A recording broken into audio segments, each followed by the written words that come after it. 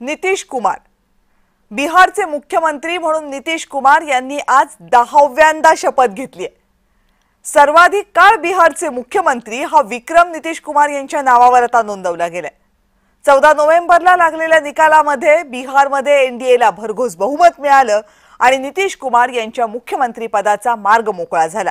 आज नितीश कुमार यांच्या शपथविधीच्या निमित्तानं त्यांच्या कारकिर्दीचा आणि व्यक्तिमत्वाचा आढावा घेतला जातोय।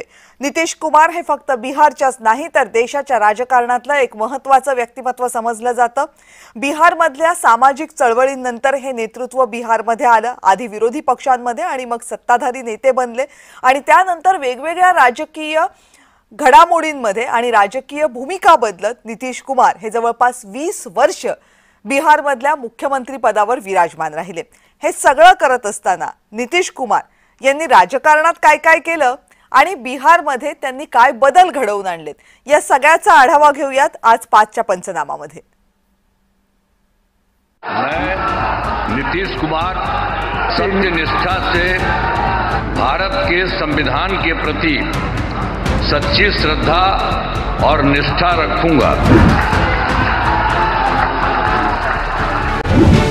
धुरंधर राजकारणी, विकास पुरुष, सुशिक्षित नेता,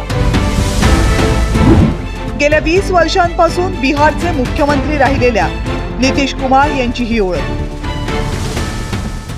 पण ही ओळख तयार करताना आणि सत्तेमध्ये टिकून राहण्याची कसरत करताना नितीश कुमार यांनी ज्या कोलांट्या उड्या मारल्या त्यामुळे पलटूराम हेही विशेषण नितीश कुमार यांनी कमावले। ही सगळी विरोधाभासी विशेषणे मिरवणारे नितीश कुमार यांनी आज 10व्यांदा बिहारच्या मुख्यमंत्री पदाची शपथ घेतली। मैं नीतीश कुमार सत्यनिष्ठा से भारत के संविधान के प्रति सच्ची श्रद्धा और निष्ठा रखूंगा। गेल्या 10 वर्षात नितीश कुमार यांनी आपले कट्टर विरोधक असलेल्या राष्ट्रीय जनता दलाशी 2 वेळा युती केली आणि 2 वेळा तोडली आणि प्रत्येक वेळी ते पुन्हा एकदा भाजपसोबत जाऊन मुख्यमंत्री झाले। 2015 पासून बिहारमध्ये कधी भाजप तर कधी लालू प्रसाद यादव यांचा राष्ट्रीय जनता दल सत्तेमध्ये असतो, पण मुख्य पक्ष नितीश कुमार यांचा जेडीयूच असतो आणि मुख्यमंत्री सुद्धा नितीश कुमारच असतात।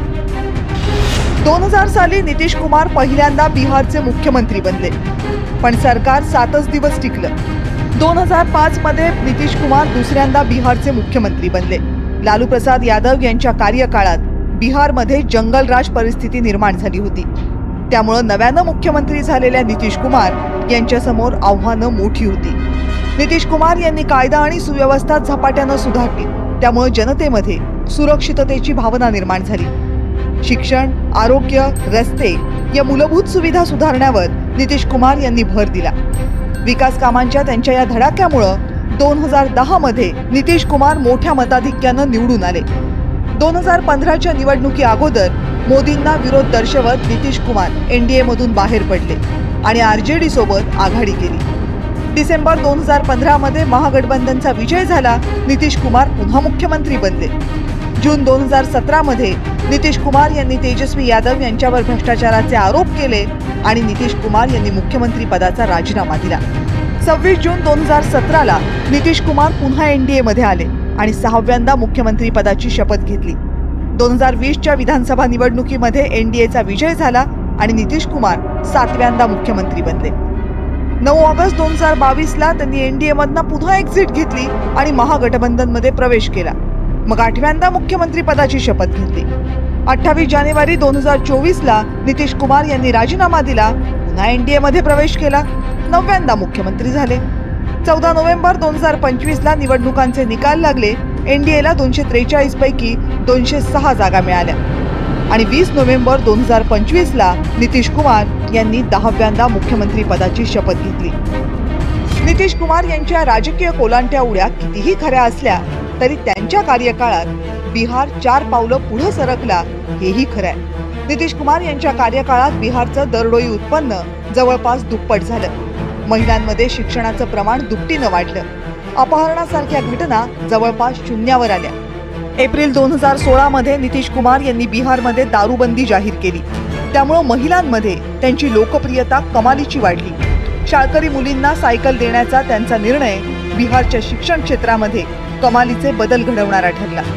पण नितीश यांना अजूनही बराच मोठा पल्ला गाठायचा आहे. त्यांना सर्वाधिक काम करावं लागणार आहे त्या औद्योगिक धोरणावर. कारण बिहारमध्ये उद्योगांचं प्रमाण अत्यंत कमी आहे. त्यामुळे तिथल्या लोकांना पोटा पाण्यासाठी अन्य राज्यांमध्ये जाण्याव्यतिरिक्त पर्यायच राहत नाही. आणि म्हणूनच या नव्या कार्यकाळात नितीश कुमारांकडून तिथल्या जनतेला बऱ्याच अपेक्षा आहेत. ब्युरो रिपोर्ट, जय महाराष्ट्र.